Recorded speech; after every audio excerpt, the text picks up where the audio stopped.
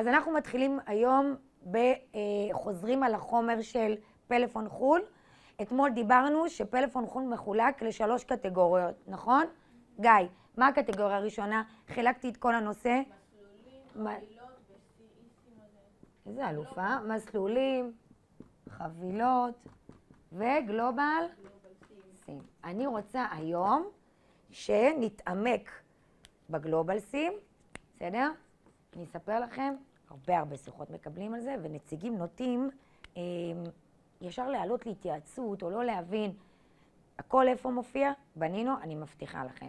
אז מה אנחנו יודעים? מה אנחנו יכולים לדעת על הגלובל סים? בסדר?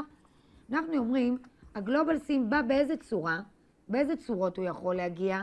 בצורה של סים פיזי או אי סים. יפה. אז או סים פיזי או אי סים. עכשיו תגידו לי, אם לקוח קונה את זה, מצטרף, רוצה, מבקש להצטרף לשירות הזה, כשהוא מצטרף, האם נשאר לו אותו טלפון? זה בפריט חשוב לדעת. האם הוא נשאר עם אותו מספר? לא, הוא מקבל מספר ישראלי חלופי. יפה. נכון, אבל הוואטסאפ מה? הוואטסאפ מסתנכרן, בסדר? אבל בוא ניקח את הסים לעומת, ניקח את הגלובל סים, לעומת החבילות, לעומת המסלולים. אנחנו נשארים עם אותו המספר שלנו? כן. אנחנו צריכים להוציא את הסים, להכניס משהו חדש? אנחנו מוציאים ישר מחייגים את האנשי קשר? וזה הכל, וגם מי שמחייג רואה את המספר שלי. אז בוא נגיד שאולי זה אחד מה? החסרונות בגלובל סים, בסדר? אני אגיד לכם, לא נתקלים הרבה באנשים שלוקחים את הגלובל סים. זה באמת יותר גם לתיירים שמגיעים אלינו, שצריכים את זה, בסדר? ואין להם אופציה כאילו לשלם, יש להם דרכון, יש להם חשבון בנק, אין להם חשבון בנק. הם לא פתחו כאן, בסדר? ולכן אנחנו נפגוש את זה במקרים הללו, או שיש לקוחות שטסים לחו"ל ויש להם, הם לא רוצים כאילו שידעו שהם מחייגים מהטלפון שלהם אולי, הם לא רוצים להשתמש מהמכשיר שלהם, הם לא כל כך מאמינים, הם מפחדים שיהיה להם חריגות, הם מפחדים שיהיה להם חיובים אחרים. פה מה? הם קונים מראש? פרי-פייד, נכון. מה זה פרי-פייד? תשלום מראש. נכון לך יש טוקמן? איך קוראים לפריט שאנחנו נלמד? אנחנו לא קוראים לזה טוקמן בפלאפון, קוראים לזה פרי-פייד, תשלום מראש, בסדר? אז זה בעניין הגלובל סים. אז אמרנו שאפשר להגיד שהגלובל סים מקבלים מספר שונה, נכון? אבל הוואטסאפ נשאר, בסדר? וואטסאפ נשאר. תראו, זה מאוד חשוב, כי אנשים ישאלו אתכם לגבי הוואטסאפ, בסדר? מה עוד אני יכולה להגיד? בסדר? מה עוד אני יכולה להגיד? האם בתוך החבילות יש דקות וגלישה, או רק דקות ורק גלישה בחבילות שראיתם? תסתכלו, תראו. דקות וגלישה ביחד. יש דקות וגלישה ביחד. יפה. יש גם מסלולים, יש מסלול רק של גלישה? יש מסלול רק של גלישה? יופי, אז יש לנו גם חבילות של גלישה בגלובל סים. עכשיו יש לי שאלה, חברים.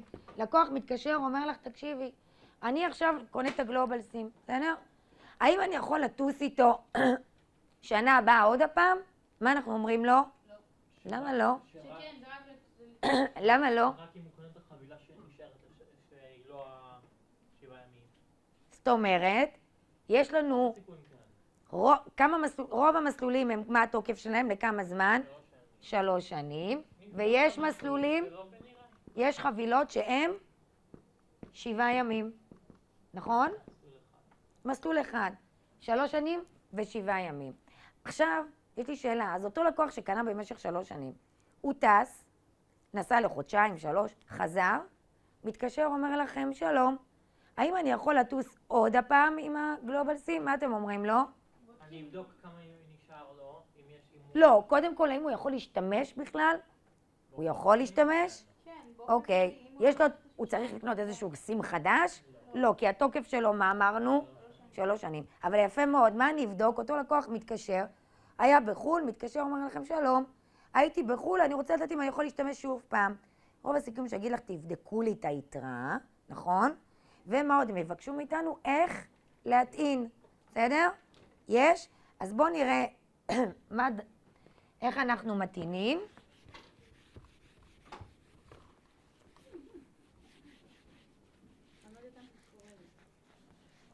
תגידו, כשלקוח מצטרף, יש משהו חדש, אני רוצה שתדעו לכם. יש דבר שנקרא אפליקציית גלובל סים. זה לא היה עד היום. למה יש לנו את האפליקציה הזאת? כל אותם אלו שמשתמשים בשירות הזה, יכולים מה לעשות באפליקציה? מהמם, טעינה, בדיקת יתרה, בסדר? טעינה, בדיקת יתרה, בדיקה אם אפשר, אם הטלפון תומך באיסים. בדיקה, יפה, בדיקה אם תומך איסים. זאת אומרת, מה אנחנו עשינו להם פה? איזושהי אפליקציה שיש להם מין אתר משלהם, והם יכולים לבצע שם פעולות. כל זה בשביל מה אנחנו צריכים לעשות? למה? יפה, למה לקוח צריך לחכות על הקו הרבה זמן בשביל לדבר עם נציג כשהוא יכול לעשות פעולה עצמאית, נכון? הוא יכול להתקשר למספר. זה דרך אחרת לבדוק את היתרה. לא, אבל אם יש לו את האפליקציה, הוא לא צריך להתקשר למספר, הוא רואה שם את היתרה, נכון? מבחינת העצמאיות. יפה. אז מסכנים אולי להתקשר למספר. אז בוא נגיד, נכון, טעינה. איך אני יכולה לטעון? להטעין, לא לטעון, להטעין. אתר אפליקציה נציג. אז קודם כל אמרנו אתר. איזה אתר? גלובל סים של טלפון. אתר פלאפון, לא אתר גלובל סים, אתר פלאפון. אתר פלאפון. עוד איך אפשר להטעין? אמרנו, אפליקציה. עוד איך אפשר? שביט משמע, נציג. נכון? יופי. עכשיו, אני בשביט. בסדר? תסתכלו את השביט פה לידכם. למעלה, תראו. בסדר? הנה השביט. שנייה, גיא, שנייה, אני אשכח דקה רגע. תסתכלו, אתם רואים כאן, אם אני מכבה, ככה, תסתכל גיא, אתם רואים את זה? רגע, אתם לוחצים לטעינת גלובל סים, וזה פשוט לוקח אותנו, תראו, אני אסדר לך תואר, עזבי. תראו איזה יפה עשו את האפליקציה, בעצם, תראו, כחול, ורוד, תראו איזה יופי. איזה מהמם. ואז פשוט לכל החבילות, זה ממש, תראי, זה ממש מביא אתכם, תראו, איסים, סופר פארמקס, תכף נדבר על שטאפים, שאלות ותשובות, הכל. הנה, תראו, בירור יתרה, הנה, נניח פה בירור יתרה. איך הוא יכול לברר יתרה? הוא פשוט מזין את המספר של הגלובל סים. אמרנו שלקוח קונה גלובל סים, הוא מקבל מה? מספר. הנה, הוא שולח, ואז הוא מקבל את היתרה שלו. כאילו, תקשיבו, זה מהמם. לא צריך בכלל, לדעתי, להתקשר ללקוחות. אין לנו מספר, ואנחנו נסתכל פה, בסדר? תראו כאן. אין לנו כאן מספר. אני אבדוק לכם על איזשהו מספר. נראה, יכול מאוד להיות שיהיה לי, בסדר? אבל הנה זה כאן. יופי. אז זה טעינה, אוקיי? עכשיו, תגידו לי אתם, לפי המצגת, או לפי מה שכתבתם, יונתן מתקשר ורוצה לדעת כמה נשאר לו יתרה. הוא רוצה לברר, לא להטעין, לברר. מה אני לוחצת כאן בשביל להבין ובשביל לדעת? מה אתם חושבים? הצג. המילה חיפוש הראשונה תהיה הצג, בסדר? הצג. אם תעשו הצג, זה יצמצם לכם מאשר את הכל. הצג יתרות פריפייד. אתם רואים את זה? הצג יתרות פריפייד. למה יש לנו צבע צהוב בצד? אתם יכולים להוסיף אותו, מה? למומלצים ולמועדפים שלכם.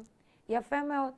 זה שני הפניות, חבר'ה, הכי רלוונטיות שיהיה לכם. אוקיי? איך להטעין, באיזה דרכים, ואיך לבדוק. איזה עוד דרך יש לבדוק יתרה? נניח והוא לא מתקשר. איזה עוד דרך יש לבדוק יתרה? אתר. ולאיזה מספר? הנה גיא יקריא לנו. 05,400. יפה. עכשיו תסתכלו רגע, זה גם כתוב בנינו, אני רוצה שתראו את הפריט. תראו. אתם רואים פה? תסתכלו איזה יופי. תראו איזה יופי. הנה. יש לכם העברה, אגב, הלקוח יכול להיחייג אליכם ולהגיד לכם, תקשיב, יש לי יתרה של ככה וככה בכרטיס ואני רוצה להעביר את זה. העברת יתרות בין מנויים. מתי אני יכולה להעביר יתרות בין מנוי למנוי? קודם כל, איפה? שביצע באתר בלבד. קודם כל, הוא ביצע באתר, וגם שאין שטאפים. אם זה ביצע רכישה באתר בלבד. מה זה אומר, אם הוא ביצע? זה הכל. בדיוק, זה הכל. אוקיי, בסדר. איך בודקים יתרה? שימו לב. או באתר. אתר פלאפון. לא, זה פשוט, לא חנות. זה, הם מסבירים לך איך להיכנס באתר. את לוחצת על חנות, גלובל סים. אז האופציה זה אתר, או בשביט נכנסים להצגת יתרות פירפד, או מחייגים למספר הזה, או באפליקציה החדשה, נכון? יופי, עכשיו תגידו לי, כל מי שמתאים, כל מי שמצטרף לאפליקציה של הגלובל סים החדשה, מה הוא מקבל מתנה? שימו לב, ג'יגה בא אחד. עכשיו תסתכלו רגע, גלובל סים אין לו התחייבות, הוא בתוקף ל3 שנים. יש מכשירים שתומכי אי-סים גם, בסדר? לא, אבל זה רק להם. נכון. ועוד דבר שאני רוצה לשים, רגע גיא, אני אשכח, גיא, שנייה, ועוד משהו שאני רוצה לשים דגש עליו. מי אתם חושבים שיכול להשתמש בגלובל סים? כל לקוחות פלאפון? כל הלקוחות, או בכלל כל גם הלקוחות, מישהו כל לא האנשים בפלאפון? גם יופי. זאת אומרת, לקוח שהוא נמצא עכשיו בסלקום, מחייג אלייך, ומבקש ממך שהוא רוצה לרכוש את האי-סים, את הגלובל סים, בתצורה של סים או אי-סים. האם אני יכולה למכור לו? נכון. אם לקוח עכשיו, שהוא בפרטנר או בסלקום, רוצה, הוא ראה שהגלובל סים אצלנו יש חבילות שוות, הוא קיבל שטאפ, הוא קיבל ממקס, או הוא קיבל מהסופר פארם איזשהו קופון וקוד הנחה, והוא רוצה לקחת את זה, אז הוא מתקשר אלינו, אני צריכה לחייב אותו להיות לקוח שלי? לא. ולכן, שימו לב, זה השטאפים, אוקיי? זה השטאפים. מה זה אומר שטאפים? שיתוף פעולה. בסדר? יש לקוחות מקס שמקבלים את זה, או לקוחות מקס או סופר פארם או ביטוח ישיר, כל מיני, או ישראכרט, הם מקבלים את הגלובל סים במחירים אחרים ממה שאנחנו מציעים. זה הכוונה. יש להם איזשהו קוד קופון שהם צריכים לעשות, בסדר? והם נהנים מזה. אז הנה דוגמה, לקוחות מקס. לקוחות מקס, בסדר? יכולים ליהנות מזה, תסתכלו איך מקבלים את ההטבה, אפשר להיכנס ולראות, תראו איזה יופי, יש להם ג'יגה, תראו את ה-10 ג'יגה, כן, יש להם, תראו, יש להם ב-39, ב-79, ב-119, ב-151. בפניית לקוח שלא הצליח להצטרף דרך הקישור, אני צריכה לשלוח לו קישור להטבה. אם אני עושה פה דאבל קליק זה שולח קישור להטבה. צריך לזהות את 7 הספרות הראשונות של כרטיס אשראי. איך מקבלים את ההטבה? הם כבר יגיעו אליכם, אותם לקוחות עם השת"פ, הם יגיעו אליכם מוכנים, כי הם קיבלו את זה. הם קיבלו במייל שלהם, הם קיבלו בהודעת SMS את הקישור להטבה. בסדר? אז זה השיתופי פעולה, זה הגלובל סים. מה שעכשיו חשוב שנזכור זה רק באמת איך מתאינים, איך בודקים יתרה, וכמובן באיזה מערכת אנחנו עובדים עם הגלובל סים. עדיין בשביט זה עוד לא עבר לפלא. בסדר? יש? יופי.